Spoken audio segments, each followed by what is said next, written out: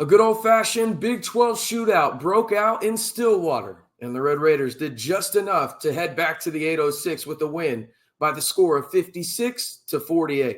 In today's video, we'll discuss the lethal offensive performance by the Red Raiders, how the defense looked really bad but did just enough to bring home the W, and why the Big 12 Conference has a huge problem they have to address this offseason. Hey, how's it going, everybody? It's RC Maxfield here for the Back to 12 podcast, and I really like making these recap videos after a Texas Tech W. I know you do too. Like the video if you're excited about this Texas Tech win. It wasn't pretty. I get it. We'll talk about it here in just a second. There's a lot that needs to be addressed, specifically on the defensive side of the football. But like the video if you appreciate the dub. And also, while you're down there, I don't think I've done a good enough job of giving this man credit throughout the year, because I think we all know his greatness, but I think sometimes as people, we just take it for granted. So I want to hear from you guys your one word to describe Tahj Brooks, because what he did yesterday in Stillwater was historic in a lot of ways. And we'll discuss the stats and see them here in just a second. But give me your one word on the pinned comment below to describe Texas Tech running back Tahj Brooks, the all-time leading rusher in program history. Just give me your one word down on the pinned comment below. All right, let's jump into the stats. Here we go. I thought Behren Morton was sensational in this game, really outside of 2 or 3 throws. And when you're throwing 53 times, if you have 2 or 3 bad throws, I think that's to be expected. He was phenomenal in this game, in my estimation. I mean, he literally had command of the offense in its entirety from start to finish. No questions asked. Now, the big superstar in this one, and maybe that's my one word for Tahj Brooks, 198 total yards in this one for the Texas Tech star running back. He had 4 touchdowns as well. He was easily the biggest star on the field, and that is including a guy in Ollie Gordon, where, yes, Ollie Gordon hadn't had a great season. He had a great game against Texas Tech, as a lot of players do defensively, but he was just unreal, was Tahj Brooks in this football game. 28 carries, 133 yards, 3 touchdowns, nearly 5 yards a carry. He also had the most catches for Texas Tech in this game with 9, the most in his career, by the way, by a good margin. I think he doubled it in this game. And he also had his longest reception in this one for a touchdown, where he had the 25-yarder right before halftime. He also had 10 targets in this game. Unreal type performance by the Red Raider running back. Now, we'll talk about the defense here in a minute, but you see Jacob Rodriguez, he was sensational. I want to get back on the screen here, and we'll go back to that stats here in just a second. I've been critical of this guy for really the entirety of this year and even last year as well. But you give flowers where they're due. If you're critical of someone, you got to give them their praise when they earn it. And I thought Zach Kittley was in his bag in this game, right? And he had to be, right? This isn't one of those situations where Texas Tech scores 56 points and they really don't need 20 of them. They had to have every freaking point in this game to win this football game. And Zach Kittley, I thought, did a great job of putting Behren Morton in situations where if he noticed that Behren Morton was in a rhythm, he continued doing that very, very quickly, right? And that's where Behren Morton, like it or not, I think that's just where he thrives, is in that up-tempo offense. And you saw what Behren Morton can do when he finds his rhythm in that up-tempo in this game against Oklahoma State. I thought he did a great job of balancing things as well in this one in terms of really looking at everything. I mean, you look at this in terms of there were 37 catches in this game, so 53 attempts, but they ran the ball 39 times. I thought they were sensational in terms of balance in this game. I thought the offensive line looked pretty solid in this one. Maybe that's too strong of a word. Maybe it was just decent. But you had a couple of guys in there that were coming in and out in terms of going in and making an impact. I thought Caleb Rogers, outside of a penalty in this one, was the dude in terms of the best offensive lineman in this game for Texas Tech. And you notice they went to the right quite a bit because they realized they had a mismatch with Caleb Rogers and whoever Oklahoma State was sending as a rusher on that side. I think we have to talk about the one play that everyone is talking about, in the sense of the 4th and 1 play where Tahj gets the direct snap and Jalen Conyers is the lead blocker for them to the right side. Go back and watch that play. Caleb Rogers set the edge better than he maybe has set the edge in his entire career at Texas Tech. It was such a good play that Jalen Conyers was looking for anyone to block. There was legitimately no one on the right side of the field. And Jalen Conyers was just running with Tahj Brooks, and they high-fived each other. You saw the thumbnail. They were high-fiving each other into the end zone. That's how close somebody was. I don't think there was an Oklahoma State defender within 25 yards. It was unreal in terms of the play call and the execution of it. I really thought that Kitley was phenomenal in this one. But back to Tahj Brooks, maybe this is just me being sentimental and realizing that we don't get to watch him play in the Texas Tech uniform all but 2 more times. I couldn't help but think how awesome it was just to see him mature over the past 5 years into legitimately being in the argument for best running back in Texas Tech program history. Some people will say, oh, he had an extra year to do it. Yeah, well, he also had to share the backfield with Sir Roderick Thompson, a running back that was also really good in his own right? But I'm not sure what this Texas Tech offense will look like next year without Tahj Brooks. We'll cross that bridge when we get there. I implore you, as a Texas Tech fan, the next 2 games against West Virginia and then whoever they play in the bowl game, appreciate Tahj Brooks while you can, because you don't see this very often in college football, and he is an absolute bona fide superstar. Just enjoy every second of it, Red Raider Nation. Before we get into the defensive side, I want to give this cool shout out to my friend Michael Labar over on Twitter. 3 straight winning conference records in a row by Joey McGuire with this win over Oklahoma State. Also, they have a winning record in terms of on the road, which is the first time in terms of conference play, have a winning record in road games in the Big 12. First time Joey McGuire's done that. But back to the original stat that Michael had on Twitter.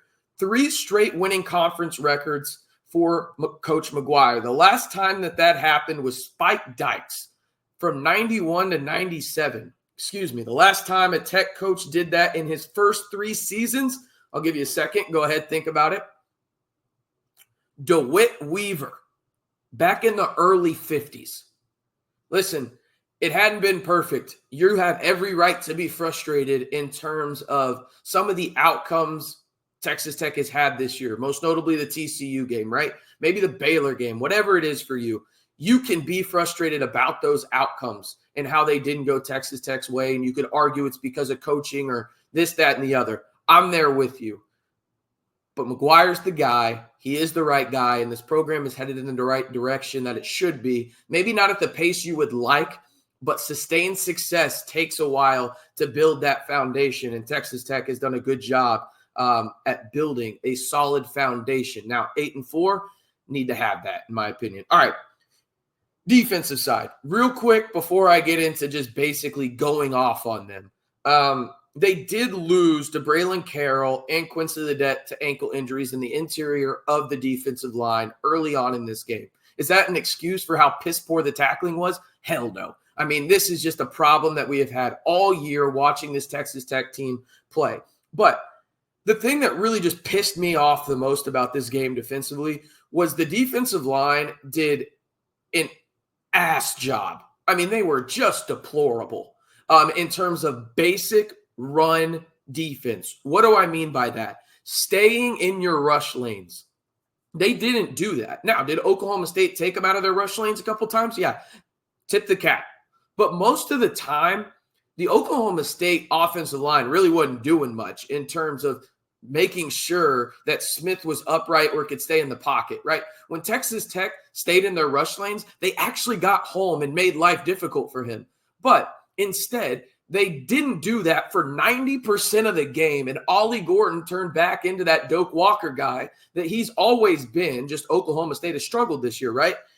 The thing is, tackling and effort in terms of really just fundamental football, and I lump that in on the effort side. Maybe I should, separate those.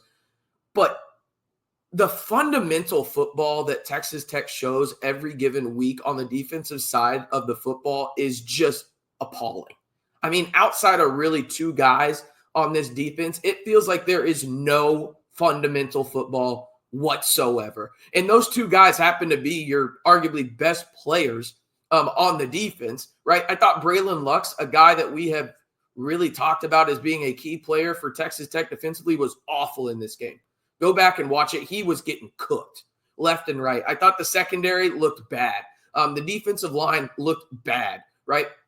For long stretches of time in this game. Really, there were only two players, as we get back onto the stats side of things, that stood out from a defensive standpoint, in my opinion. And real quick before I get to them, it's probably not good when you have a secondary member as your second leading tackler.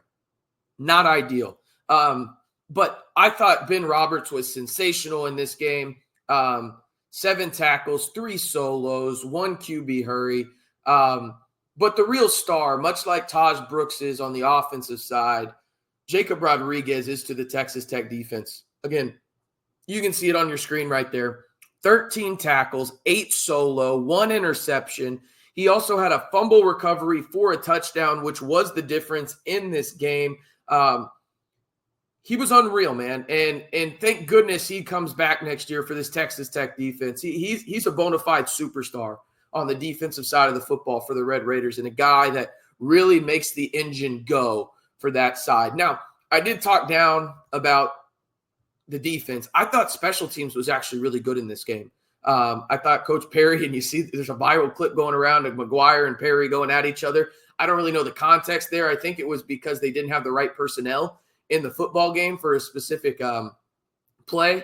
That's just me kind of trying to read the tea leaves, though. Nothing for sure there. But I thought the special teams aspect of things for Texas Tech was sensational, including blocking that extra point by Oklahoma State late in the game. Now, I mentioned at the top of the show, and if you haven't already, be sure to like the video, hit that subscribe button, and turn on that notification bell to stay in the know on all things Texas Tech football and men's basketball all year long. And while you're at it, you might as well let me know your one word to describe Tahj Brooks. I think mine is just superstar on and off the field. Just a great individual. And, man, I don't know what Texas Tech's going to do offensively next year without him. But, man, he's a rock star, man. I did mention at the top of the video, though, that the Big 12 has a problem that they have to address. And I'll say this. I thought counting to 3 was something that a majority of us learned on Sesame Street. Apparently, the Big 12 refs' qualifications to be one, you don't know how to count to 3. The refs in this game and the officiating overall in the conference is deplorable. It's despicable. And it's something that is literally a black eye for this conference. It is an absolute unequivocal joke at how bad the officiating is in the Big 12. And I'm harping on it after this Oklahoma State, Texas Tech game. I get that. Go watch the Big 12 each and every week and tell me you watch a game where you're like, you know what? The officials were good. The officials were good. I'm not saying they don't make a right call every now and then, but overall, grand scheme of things, the officiating in the Big 12 is absolutely an issue that has to be addressed this offseason. Again, I don't understand how they're not held accountable, okay? I just don't understand it. They gave Oklahoma State an extra timeout. It is not that hard to count to 3. They don't have to give a reason to why Oklahoma State got an extra timeout. Joey McGuire was irate, and rightfully so, when they put an additional timeout on the Oklahoma State side of things in this game because he got no justification or reasoning behind it. There was nothing there. The Big 12 has an officiating issue. College football as a whole has an officiating issue, but I'm harping on the Big 12 here because the Big 12, by far, watching college football more than I care to admit each and every week, and my wife's in the other room. She's probably listening to this right now and shaking her head up and down like, yeah, he watches a lot of college football.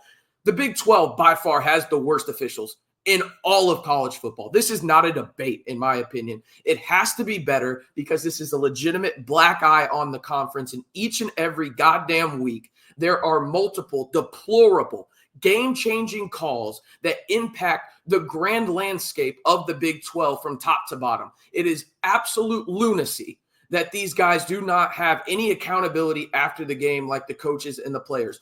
What is stopping the refs from having a press conference after a big game? Because they're not full-time employees? That's bullshit, okay? Just like the players have to answer for something that they did wrong in the game, just like the coaches have to answer for something they did wrong in the game, the refs should too. Stop coddling their bitch ass and literally put them in a position to where they have to answer for their wrongs, just like everybody else does on the football field. All right, rant over. I would add an explicit tag, but y'all watch the channel. Y'all know that was bound to happen eventually. If you want to stay in the know on all things Texas Tech football and Texas Tech men's basketball all year long, 100% free, and be a part of the largest Texas Tech community here on YouTube, just do 3 simple things for me. Like the video, hit that subscribe button, and turn on that notification bell to join the Back to 12 squad today.